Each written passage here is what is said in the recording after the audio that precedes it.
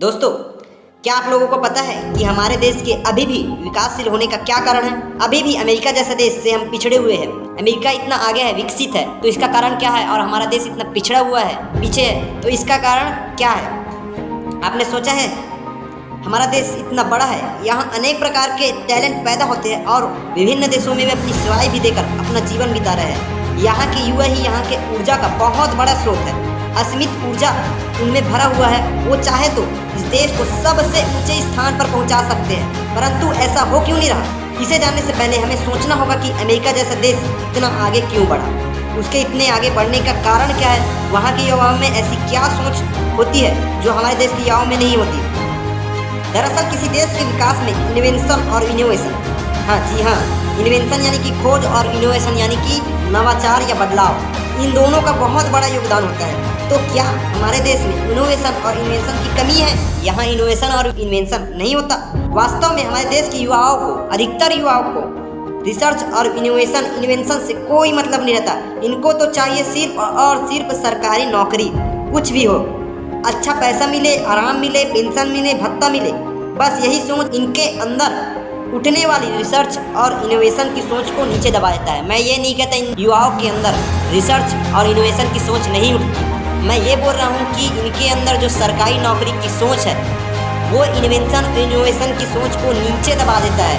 आज चाहे वो आर्ट्स का स्टूडेंट हो या साइंस का हो या कॉमर्स का स्टूडेंट हो, अधिकतर युवा UPSC, PSC, IAS, collector, DM, SDM, tehsildar बनने की तैयारी करने में लग जाते हैं। आर्ट्स वालों तक तो ठीक था ये, चलो उनके सब्जेक्ट के अकॉर्डिंग ये सही बैठता है और उनकी दिशा भी सही है, परंतु साइंस और कॉमर्स वाले भी, साइंस में इंटरेस्ट था तभी तो उन लोगों ने 11th में साइंस सुना, तो भैया उन्हें टेक्निकल लाइन में जाना चाहिए, इन्वेंशन को पर ध्यान देना चाहिए। लेकिन यदि उन्हें पूछो कि टेक्निकल एरिया को छोड़कर तुम सिविल सर्विस की तैयारी क्यों कर रहे हो भाई, तो बोलता है कि आईएएस बन के देश की सेवा करेंगे, यूपीएससी पास करके देश की सेवा करेंगे।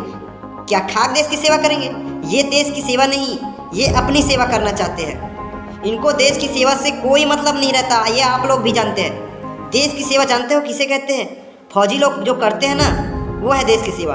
हमारे देश के लोग खुश रहे, सुरक्षित रहे, इसके लिए वे दिन रात बॉर्डर पर अपने जानों को जोखिम में डालकर हमारे देश और देशवासियों की सुरक्षा करते हैं। और ये सिविल सर्विस वाले लोग इसके जस्ट अपोजिट, हमारे देश के किसी राज्य के किसी जिले के एक कोचिंग सेंटर में बैठकर ये लोग बोलते हैं कि हम आईएएस बनकर, कलेक्टर बनकर देश की सेवा करेंगे। और जब ये आईएएस कलेक्टर बन जाते हैं तो ये देश की सेवा नहीं, जनता की सेवा नहीं करते, बल्कि जनता को लूटने का प्रयास ही लोग करते हैं। जनता को लूटने का काम ये करते हैं, वो चाहे इनडायरेक्टली हो चाहे इनडायरेक्टली किसी और आदमी के माध्यम से हो। अपनी सैलरी, भत्ता, पेंशन, सुविधाओं, इन सभी से इन लोगों को कोई संतुष्टि नहीं मिलता। इतने सारी चीज़ मिलने के बाद ये लोग सोचते हैं कि 5-10 पीढ़ी के लिए मैं अभी से धन जमा कर लूँ, इससे देश की कोई सेवा नहीं होता बाबू। ये तो स्वयं की सेवा है और ना ही इससे देश का कोई विकास होता है। बल्कि यदि इन अफसरों के घर इनकम टैक्स का छापा पड़ जाए तो पाइप से, पेटी से, दीवार से, पलंग के अंदर से, जमीन से गुलाबी हरे नोट जैसे निकलते हैं, जैसे आपने टीवी में देखा ही होगा। मैं ये नहीं कहता कि सारे लोग ऐसे होते हैं एकाध गिने चुने लोग जो ईमानदारी से जनता की सेवा, पब्लिक की सेवा करते हैं। मैं इसके माध्यम से ये बताना चाहता हूँ कि अगर आपको देश को विकसित बनाना है, दुनिया में देश को सबसे ऊंचे स्थान पर लेके जाना है, अर्थव्यवस्था यहाँ की चुस्त दुरुस्त करना है, भारत प्रथम स्थान पर लेके जाना है, अमेरिका से भी बड़ा आपको बनाना है इस देश को, तो आपको सिविल सर्विस की इच्छा को इन्वेंशन की सोच से नीचे दबाना होगा। क्योंकि यदि किसी देश में 100 कलेक्टर बन जाए, 100 आईएएस ऑफिसर बन जाए, तो इससे देश का नाम रोशन नहीं होता, देश को कोई महान उपलब्धि हासिल नहीं होती, देश का नाम दुनिया में ऊंचा नहीं होता। बल्कि यदि देश में एक अच्छा वैज्ञानिक बन जाए तो देश का नाम रोशन होता है, देश नई ऊंचाइयों पर पहुंच जाता है, देश की हैसियत कई गुना ऊपर उठ जाती है। जैसा हमने माननीय एपीजे अब्दुल कलाम की टाइम में देखा, मंगलयान की टाइम देखा था, ये सभी हमारे देश के वैज्ञानिकों की वजह से ही साकार हो पाया है। विश्व में हमने बड़ा मुकाम हासिल किया है तो इस टेक्निकल लाइन में, मेडिकल लाइन में, साइंस के एरिया में जाकर ही किया है, किसी कलेक्टर या आईएएस की वजह से नहीं। मैं ये नहीं कहता कि सिविल सर्विस में मत जाओ, बल्कि मैं तो साइंस वाले स्टूडेंट को बोलना चाहता हूँ कि उनके अंदर वो टैलेंट है कि वे देश को विकसित बना सके, देश को सबसे ज़्यादा ऊंचाइयों पर पहुंचा सके। सिविल सर्विस का काम आर्ट्स वालों का है, उनको करने दीजिए ना। आप साइंस वाले अपने क्षेत्र में आगे बढ़े, कठिनाइयों को देखकर आप अपने मार्ग से, अपनी दिशा से मुड़कर सिविल सर्विस की लाइन में चले जाते हैं, ये बहुत बड़ी बुरी बात है। अधिकतर युवा करोड़ों युवा यूपीएससी के पीछे लग जाते हैं। जिस तरह आर्ट्स वाले टेक्निकल लाइन में नहीं आते, उसी तरह हम टेक्निकल वाले स्टूडेंट्स को, साइंस वाले स्टूडेंट को आर्ट्स वाले लाइन में नहीं जाना चाहिए, आर्ट्स के एरिया में नहीं जाना चाहिए। दोनों अपने अपने तरीके से, आर्ट्स वाले हो चाहे साइंस वाले, अपने सेवा के जरिए, अपने सोच के जरिए देश की सेवा करे, देश की तरक्की करे और देश को एक नई ऊंचाइयों पर ले जाए। यदि सभी लोग एक ही दिशा में जाएंगे, एक ही एम जाएंगे, सिविल सर्विस करते जाएंगे, तो इससे देश की स्थिति नहीं सुधरने वाली, देश की गति नहीं बढ़ने वाली। वो वहीं का वहीं रहेगा, चाहे 10 साल बाद चाहे 50 साल बाद। गाँव के स्टूडेंट में एक चीज़ कॉमन देखने को मिलता है कि यहाँ के स्टूडेंट शहरों के स्टूडेंट से ज़्यादा मेहनती होते हैं, ज़्यादा टैलेंटेड होते हैं।